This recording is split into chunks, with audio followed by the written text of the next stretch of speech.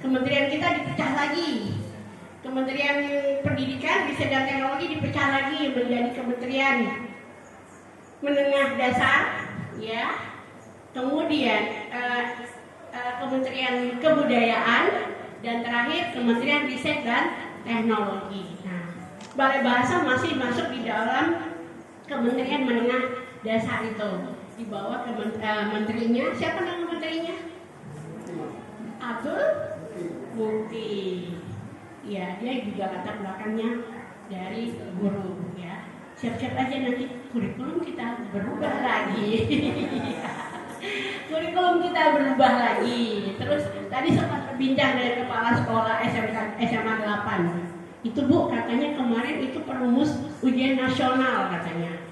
Kan balik lagi nih kayaknya ujian nasional nih katanya. Wah, balik lagi nih katanya.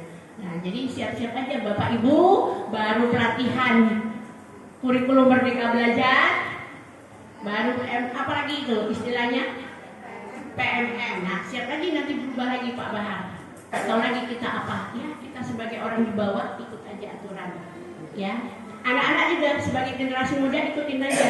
Selama itu baik untuk kalian. Nah, sekarang kita berkaitan dengan UKBI.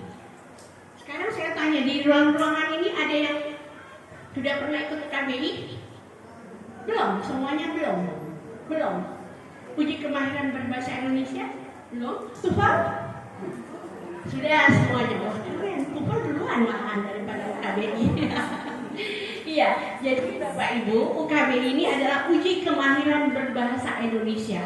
Ini adalah produk pengembangan dan pembinaan bahasa sebagai objek pusat kami tentang penggunaan bahasa Indonesia tanpa melihat latar belakang pendidikan. Jadi ini kita melalui UKBI ini kita syarat kita ketika akan melanjutkan studi beasiswa itu UKBI, selama ini TOEFL. Nah, kita ada namanya alat ukurnya yaitu UKBI. Ya.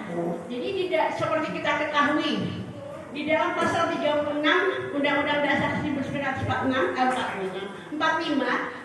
mengatur tentang bahasa, bendera dan lambang negara. Kita orang Indonesia punya bahasa namanya bahasa persatuan, yaitu bahasa Indonesia.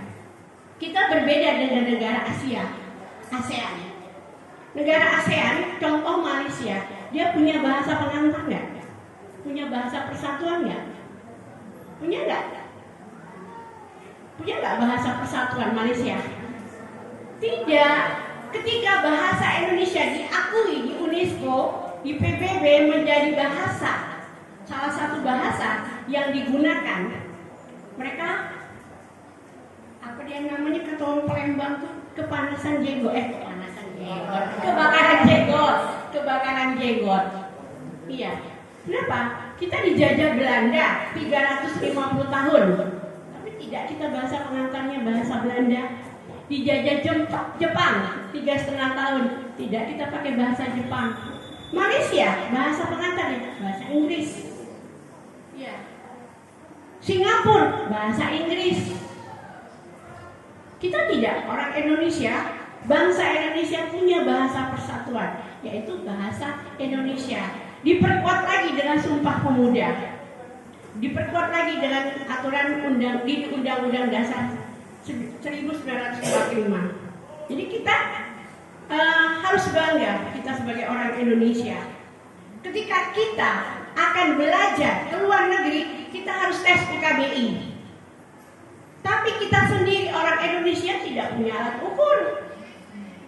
Makanya ada namanya alat ukur adalah UKBI. Tahun ini SMKPK harus melaksanakan literasi, numerasi, dan UKBI. Mengapa? Pemerintah lagi menggalakkan namanya literasi. Bapak Ibu semua anak-anak paham, literasi itu bukan hanya literasi tulis saja. Banyak, ya kan? Literasi, numerasi, literasi apa lagi? Ekonomi, sosial, digital, banyak.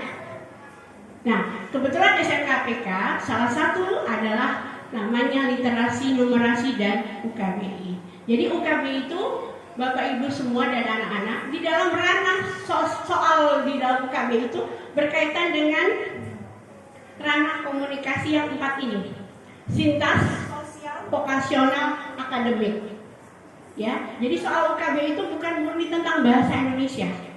Dia pengetahuan umum. Kalau kita semakin banyak literasi, tingkat literasi kita tinggi, kita bisa menjawab soal UKB ya. Sintas yaitu kemampuan berbahasa yang digunakan dalam kehidupan kita sehari-hari untuk bertahan hidup. Ya, jadi misalnya kita yang berkomunikasi kita sehari-hari kan nggak pakai bahasa isyarat tuh, kita pakai bahasa daerah. Kami di Badan Bahasa itu punya Trigatra Bangun Bahasa namanya. Utamakan bahasa Indonesia, lestarikan bahasa daerah, kuasai bahasa asing. Kita tidak anti bahasa daerah, kita tidak anti bahasa asing. Tapi kapan kita menggunakan bahasa Indonesia yang baik? Kapan kita menggunakan bahasa Indonesia yang benar? Kapan kita menggunakan bahasa Indonesia yang baik dan benar? Itu yang kita harus pahami. Ya, bahasa Indonesia itu dinamis, tumbuh dan berkembang. Ada guru bahasa Indonesia di sini? Ada. Ibu punya aplikasi KBBI? Tidak punya. Sekarang ini sudah zaman era digital. Tidak perlu lagi kita bawa KBBI yang tebal kayak Al-Quran itu. Ada daring sekarang Ibu. Namanya KBBI 6 daring. Sebagai guru bahasa Indonesia, sebagai guru, kita harus punya buku itu. Bukan buku, aplikasi itu. Ketika guru perhotelan, misalnya mencari istilah-istilah perhotelan yang bahasa asing, ada belum padanan dalam bahasa Indonesia? Bisa buka di KBBI, bisa buka di Halo Bahasa. Itu pengetahuan umum, siapapun bisa, siswa juga. Misalnya istilah daring, toh daring dalam jaringan yang kalian kenal selama ini apa namanya? Online. Bahasa Indonesia daring. Jadi bahasa Indonesia itu tumbuh dan berkembang sesuai dengan perkembangan zaman. Jadi kita juga berbahasa. Kalau kita di sekolah, upayakanlah kita menggunakan bahasa Indonesia. Karena apa? Itu forum resmi. Ketika kita ngomong di pasar, tidak apa-apa pakai bahasa daerah. Kenapa kalau kita pakai bahasa Indonesia? Dia ngomong betakoan. Ya, berapa harga buku ini Ibu satu buah? Pasti yang jual ngomong. Nah, berapa harga cabai ini 1 kilo? Pasti yang jual itu agak-agak gimana gitu ya. Nah, terus yang dengar juga agak-agak gimana gitu. Apalagi kalau kata orang Palembang tuh betakoan kalau pakai bahasa Indonesia tuh. Tapi anak-anak, kalian sebagai generasi muda, kalian akan keluar dari dari kota Lubuk-Linggau. Kalian akan mengepakkan sayap keluar dari provinsi Sumatera Selatan. Kalau kalian hanya mengagungkan bahasa daerah kalian, nanti kalian akan tertinggal. Kenapa? Kalian juga harus kuasai bahasa Indonesia. Kapan kalian harus menggunakan bahasa Indonesia? Ketika kalian membuat laporan, itu harus bahasa Indonesia yang baik dan benar. Ya. Tapi ketika kalian hanya berbicara bahasa lisan, ya boleh campur-campur bahasa. Tapi ketika di depan memperkenalkan diri, nama saya, alamat saya, jangan nama aku tuh siapa? Saya Dr. Hamisya. Sekarang Ibu tanya, kalian tahu nggak kata mantan itu dari mana? Untuk menggantikan kata bekas, ex. Dia bekas guru saya. Gak enak dengan kata bekas ya. Bekas itu kesannya barang nggak terpakai, barang sudah terbuang. Tahu nggak kata mantan itu dari mana? Dari Sumatera Selatan. Tapi daerahnya tahu nggak dari mana? Dari Basema, Pagarawak, yang mengusulkan di KBBI untuk memperhalus kata bekas. Bekas tetap kita pakai, ya. Kalau anak-anak, kalau dikasih contoh, pasti dia ngomong kayak orang itu bekas pacar saya. Ya, pasti bekas itu ya jawabannya. Kalau ke guru nggak mungkin kata bekas. Ke orang juga nggak bekas. Bekas itu lebih ke benda. Itu kayaknya orang bahasa Indonesia. Ada pilihan-pilihan kata. Kalau Inggris sudah jelas ya. Iya. Kalau bahasa Inggris X aja udah jelas ya untuk apa saja. Kalau bahasa Indonesia ada untuk benda apa, untuk orang apa. Seperti kata mati. Mati itu untuk hewan. Untuk pahlawan, gugur misalnya. Atau mangkat. Atau apa lagi? Wafat. Bukan mampus. Iya. Kalau untuk mati itu lebih condong ke hewan. Mampus itu kesannya ke orang yang tidak berguna. Mampuslah kau. Nah, atau matinya sia-sia. Ya, kalau misalnya kalau pahlawan apa nak? Kalau dia meninggal di medan perang, kalau dia meninggal sakit, wafat. Itulah bahasa Indonesia. Banyak untuk satu kata saja banyak variasinya dan peruntukannya untuk apa, ya. Jadi di dalam KBI, Bapak Ibu anak-anak, kami ini soalnya itu berkaitan dengan sintas sosial. Sosial tadi sudah saya kasih contoh ketika kita berkomunikasi dengan orang lain. Kemudian vokasional. Vokasional ini adalah kemahiran yang berbahasa digunakan untuk komunikasi kebutuhan keprofesionalan. Misalnya, ibu guru apa? Bahasa Inggris. Pasti ibu menyampaikan istilah-istilah dalam bahasa Inggris, past tense, present, vocabulary itu kan. Nah, ketika guru, bapak guru apa? Bahasa Indonesia, pasti bapak menjelaskan tentang kalimat majemuk, kalimat bertingkat, enggak jelaskan past tense, ya kan? Karena itu berkaitan dengan profesi kita. Kita guru bahasa Indonesia, guru bahasa Inggris. Nah, ini vokasional namanya. Kemudian akademik itu jelas kita udah paham. Kemahiran berbahasa Indonesia dalam komunikasi untuk kebutuhan keilmuan, misalnya bahasa laporan, skripsi. Kalian magang membuat bahasa laporan. Kalau bahasa laporan itu ada namanya pendahuluan, tujuan, rumusan masalah, manfaat. Itu di dalam langkah-langkah membuat laporan. Jadi bahasanya harus bahasa yang baik dan benar dan sesuai dengan EYD. Bapak sudah tahu? Sudah berubah sekarang? Nggak POEB lagi? EYD sekarang. Iya, bisa buka aja di Play Store, namanya Halo Bahasa. Lengkap di situ di Play Store ya. Halo Bahasa. Tentang bahasa bisa dicari semuanya. Ya, itu pengetahuan saja ya Bapak Ibu.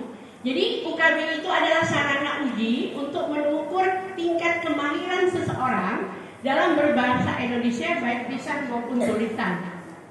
Jadi UKBI adaptif ini tes yang dilaksanakan secara daring ya Bapak Ibu, anak-anak. Jadi tesnya secara daring untuk mengukur tingkat kemahiran berbahasa penutur bahasa Indonesia mulai dari yang terendah hingga tertinggi sesuai dengan ketentuan pemeringkatan hasil UKBI. Jadi dalam UKBI itu ada 5 seksi ya Bapak Ibu, anak-anak. Yang pertama itu namanya mendengarkan. Yang kedua merespon kaidah, yang ketiga membaca, 4 menulis, dan terakhir berbicara. Nah, untuk siswa SMKPK termasuk gurunya itu cuma sampai mendengarkan, merespon kaidah, membaca. Paket 1 namanya. Itu saya sudah kirim ke Ibu Christine. Mohon dilengkapi data-datanya, itu mendapat secara kolektif nanti. Nah, jadi Bapak Ibu, anak-anak, di dalam UKB itu ada namanya seksi mendengarkan. Soal mendengarkan ini ada namanya dialog dan monolog. Soalnya jumlahnya 40, waktunya hanya 30 menit. Jadi bentuknya dialog dan monolog. Tahu dialog? Dialog apa dialog? Percakapan. Kalau monolog? Berbicara sendiri ya, berbicara sendiri. Jadi waktu soalnya itu nanti ada dengaran, soalnya ada di depan komputer atau laptop masing-masing. Jawabannya ada dalam dengaran. Jadi kalau untuk mendengarkan ini, anak-anak dibutuhkan adalah konsentrasi. Soal tidak bisa diulang. Satu kali soal diperdengarkan, langsung jawab. Persis TOEFL. Seperti itu persis, tidak bisa diulang. Ya, satu soal, jadi ada 4 dialog, ada 4 monolog, 1 dialog, 5 soal, semuanya bentuknya A, B, C, D.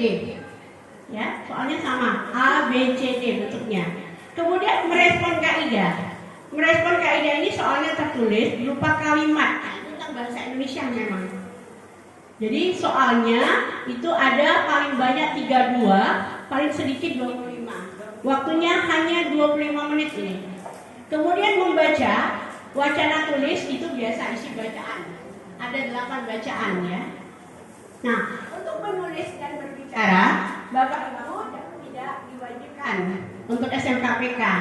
Ya, yang diwajibkan hanya mendengarkan, merespon kaidah, membaca. Kalau kami seleksi penerimaan CPNS, penerimaan fungsional media bahasa, itu kami sampai menulis dan berbicara. Jadi 5 aspek ini diujikan, ya. Nah, sekarang kita lanjut ke predikat UKBI. UKBI itu ada 7 predikat. Pertama tertinggi, namanya istimewa. Skor nilainya 725 sampai 800. Kemudian sangat unggul, ketiga unggul, keempat madya, kelima semenjana, 6 marginal, 7 terbatas. Ini di aturan Permendikbud nomor 70 tahun 2016. Bapak Ibu dan anak-anak, di bawah terbatas tidak dapat sertifikat. Jadi nilai terendah adalah 251. Di bawah nilai 251 tidak dapat sertifikat. Bukan tidak lulus, tapi tidak berpredikat judulnya. Tidak dapat sertifikat. Ya, nah sekarang kita tanya, kalau siswa SMK di mana posisinya? Ya, nah nanti untuk itu ya. Nah sekarang kita lihat ke soal UKBI ya. Jadi soal UKBI ini setiap peserta itu mendapatkan jumlah soal yang sama waktu ujinya sesuai dengan estimasi kemampuan. Jadi sekarang siapa namanya nak? Febriana dan Kinanti duduk sebelahan. Soalnya berbeda. Jumlah soal sama 40, tapi waktu mengerjakannya diberi waktu sama 1 jam 20 menit, tapi waktu pelaksanaannya berbeda. Febriana, misalnya soal pertama mendengarkan, diberi dalam soal